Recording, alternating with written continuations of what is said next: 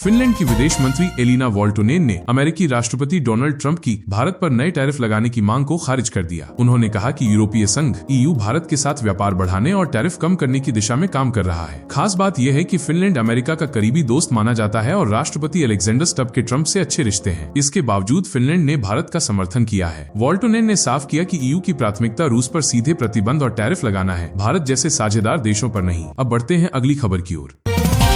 मुंबई हमलों पर पूर्व गृह मंत्री पी चिदम्बरम का बड़ा खुलासा सामने आया है। उन्होंने कहा कि 26/11 हमलों के बाद उनके मन में पाकिस्तान पर जवाबी कार्रवाई का विचार आया था, लेकिन अमेरिकी विदेश मंत्री कोंडोलीजा राइस और अंतर्राष्ट्रीय दबाव के चलते यूपीए सरकार ने सैन्य कार्रवाई नहीं की। चिदम्बरम ने माना कि विदेश मंत्रालय के रुख की वजह से हमला झेलने के बावजूद भारत ने युद्ध का रास्ता नहीं चुना। इस पर बीजेपी ने तीखा पलटवार करते हुए कहा कि ये कबूलनामा बहुत देर से आया है और इससे साफ है कि यूपीए सरकार अमेरिकी दबाव में झुकी थी। बीजेपी नेताओं ने कांग्रेस पर पाकिस्तान को बचाने का आरोप लगाया। अब बढ़ते हैं अगले अपडेट में। ट्रंप ने गाजा शांति योजना पर पाकिस्तान के समर्थन की सराहना की। अमेरिकी राष्ट्रपति ने पाक पीएम शहबाज शरीफ की खुलकर तारीफ करते हुए कहा कि उनका रुख शांति के लिए अहम है। अब अगला खबर देखिए। मिशन शक्ति 5.0 के तहत प्रदेश भर में कन्या पूजन कार्यक्रम हुए। 5 लाख से अधिक बालिकाओं का पूजन किया गया और 1500 से ज्यादा बालिकाओं को कन्या सुमंगला योजना से जोड़ा गया। सरकार ने संदेश दिया कि बेटियां बोझ नहीं, आशीर्वाद है। योजना से जन्म से उच्च शिक्षा तक 25,000 की मदद मिलेगी। अब बढ़ते हैं आगे की खबरों में। एशिया कप फाइनल में भारत से हारने के बाद पाकिस्तान टीम पर सवाल उठ रहे हैं। अब पीसीबी ने साउथ अफ्रीका के खिलाफ टेस्ट सीरीज के लिए नई टीम घोषित की है। शान मसूद होंगे कप्तान, जबकि बाबर आजम और रिजवान की वापसी हुई है। 3 नए खिलाड़ियों को भी टीम में मौका दिया गया है। अब अगला अपडेट देखिए। स्मार्ट मीटर उपभोक्ताओं के लिए बड़ी खबर। विभाग ने बताया कि मीटर में बैलेंस एडजस्ट होने से कई उपभोक्ताओं का बिल कम आ सकता है। पहले की रीडिंग व सब्सिडी भी जोड़कर नए बिल में सुधार होगा। विभाग ने कहा कि घबराने की जरूरत नहीं है, सबका सही हिसाब किया जाएगा। अब चलिए आगे की खबरों में बढ़ते हैं। बिहार विधानसभा चुनाव 2025 से पहले चुनाव आयोग ने फाइनल वोटर लिस्ट जारी कर दी है। SIR स्पेशल इंटेंसिव रिवीजन प्रक्रिया पूरी होने के बाद पटना में 1.63 लाख नए वोटर्स जुड़े हैं। अब जिले में कुल 48.15 लाख मतदाता हैं। नई लिस्ट में मृतकों और डुप्लीकेट नाम हटाए गए हैं, वहीं नए और स्थानांतरित मतदाताओं के नाम जोड़े गए हैं। राज्य भर में पहले 65.63 लाख नाम काटे गए थे। आयोग ने सभी मतदाताओं से अपील की है कि वे voters.eci.gov.in का लिंक पर जाकर अपनी प्रविष्टि जरूर जांच लें। वोटर लिस्ट में नाम दर्ज होने से ही मतदान का अधिकार सुनिश्चित होता है। अब बढ़ते हैं अगले अपडेट में।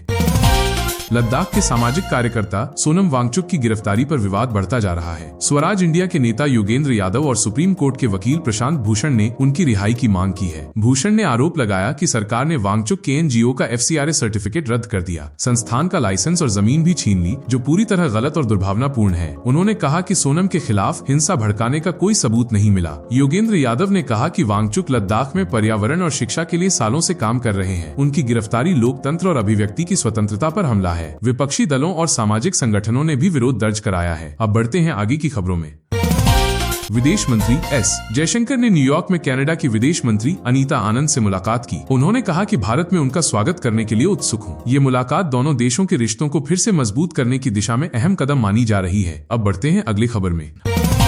अमेरिकी राष्ट्रपति डोनाल्ड ट्रंप ने गाजा युद्ध खत्म करने के लिए नया प्लान पेश किया। उन्होंने गाजा का नया नक्शा जारी किया, जिसमें इजरायल बॉर्डर पर बफर जोन बनाने की बात है। ट्रंप ने कहा कि इजरायली PM नेतान्याहू इस प्लान से सहमत हैं। अब चलते हैं अगला अपडेट में।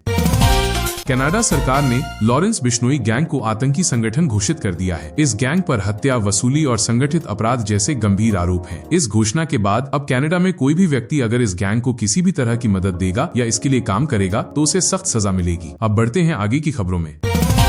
रेलवे ने दिवाली और छठ पर यात्रियों के लिए बड़ा तोहफा दिया है। पूर्व मध्य रेलवे 8 जोड़ी पूजा स्पेशल ट्रेनें चलाएगा और 2 जोड़ी ट्रेनों की अवधि बढ़ाएगा। इससे त्योहारी सीजन में भीड़ कम होगी और सफर आसान होगा। अब अगला खबर देखिए।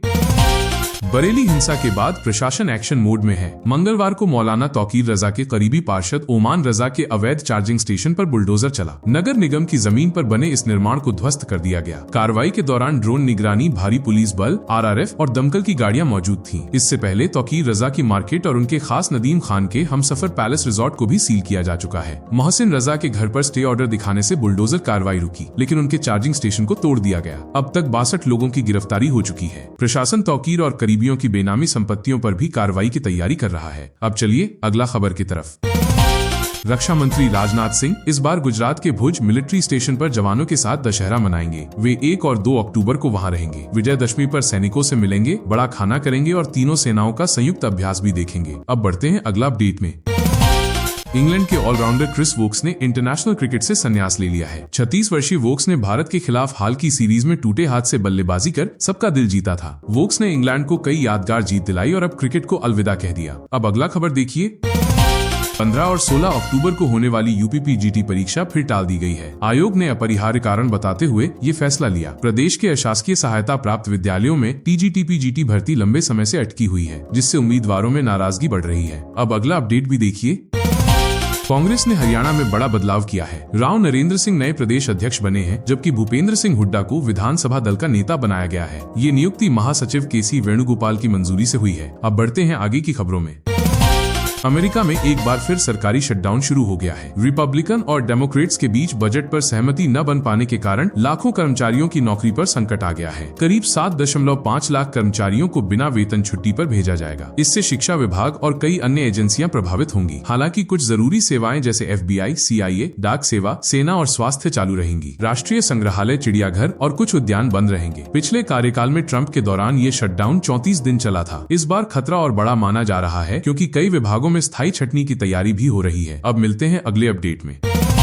प्रधानमंत्री नरेंद्र मोदी ने RSS की स्थापना के 100 साल पूरे होने के अवसर पर दिल्ली में आयोजित शताब्दी समारोह में हिस्सा लिया। उन्होंने एक विशेष स्मृति डाक टिकट और सिक्का जारी किया। इस सिक्के पर पहली बार भारत माता की तस्वीर अंकित की गई है। पीएम मोदी ने कहा कि संघ ने हर दौर की चुनौतियों में राष्ट्र निर्माण में अहम भूमिका निभाई है। उन्होंने आदिवासी कल्याण, समाज सेवा और आपदाओं में संघ के योगदान को याद किया। मोदी ने कहा कि संघ की शाखाएं व्यक्ति निर्माण की वेदी हैं और इसमें कटुता की कोई जगह नहीं। मूल भावना केवल राष्ट्र प्रथम है। उन्होंने सभी स्वयं सेवकों को शुभकामनाएं दी। अब बढ़ते हैं अगली खबर में।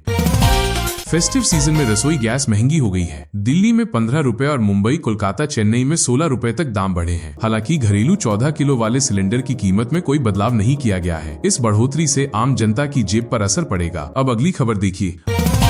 अष्टमी के दिन PM Modi Delhi KCR park पहुंचे और कालीबाड़ी मंदिर में पूजा अर्चना की। दुर्गा पूजा पंडाल में उन्होंने मां दुर्गा के दर्शन किए। इस दौरान दिल्ली की मुख्यमंत्री रेखा गुप्ता भी उनके साथ मौजूद रहीं। भक्तों में भी उत्साह और श्रद्धा का माहौल देखने को मिला। अब अगली खबर भी देखिए।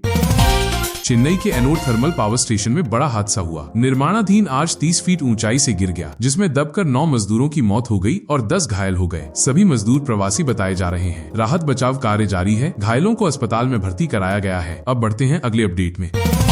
केंद्र सरकार ने FCRA रिन्यूअल नियमों पर सख्ती दिखाई है। अगर किसी संस्था ने तय समय पर FCRA रिन्यूअल नहीं कराया तो उसकी विदेशी फंडिंग बंद हो जाएगी। सरकार ने सभी NGO और संस्थाओं को नियम समय पर पूरा करने की चेतावनी दी है। अब अगला अपडेट भी देखिए। एशिया कप 2025 फाइनल के बाद ट्रॉफी विवाद थमने का नाम नहीं ले रहा है। ACC और PCB चेयरमैन मोहसिन नकवी ने BCCI को ट्रॉफी और मेडल देने से साफ इनकार कर दिया। दुबई में हुई बैठक में नकवी ने माफी तो मांगी, लेकिन अपने रुख पर कायम रहे, जिससे दोनों पक्षों में जमकर बहस हुई। भारतीय टीम ने भी नकवी से ट्रॉफी लेने से मना कर दिया था और चाहा कि ट्रॉफी किसी अन्य अधिकारी से दी जाए, लेकिन नकवी नहीं माने। इसके चलते भारतीय खिलाड़ी जीत के बावजूद बिना ट्रॉफी ड्रेसिंग रूम लौटे। शाहिद आफरीदी ने नकवी पर सवाल उठाते हुए कहा कि उन्हें या तो PCB संभालना चाहिए या गृह मंत्रालय, क्योंकि दोनों जिम्मेदारियों को एक साथ निभाना मुश्किल है। अब बढ़ते हैं आगे की खबरों में।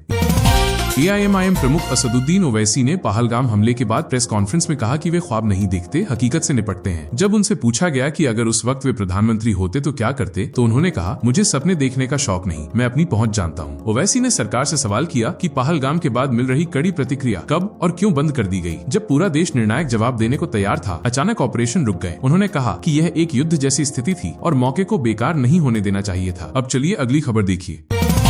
बिहार विधानसभा चुनाव की तैयारियों को लेकर चुनाव आयोग ने अहम बैठक की। इसमें कई अधिकारी मौजूद रहे। आयोग ने साफ कहा कि मतदान पूरी तरह निष्पक्ष और पारदर्शी होना चाहिए। सुरक्षा व्यवस्था, आचार संहिता और निगरानी को लेकर भी कड़े निर्देश जारी किए गए। अब बढ़ते हैं अगले अपडेट में।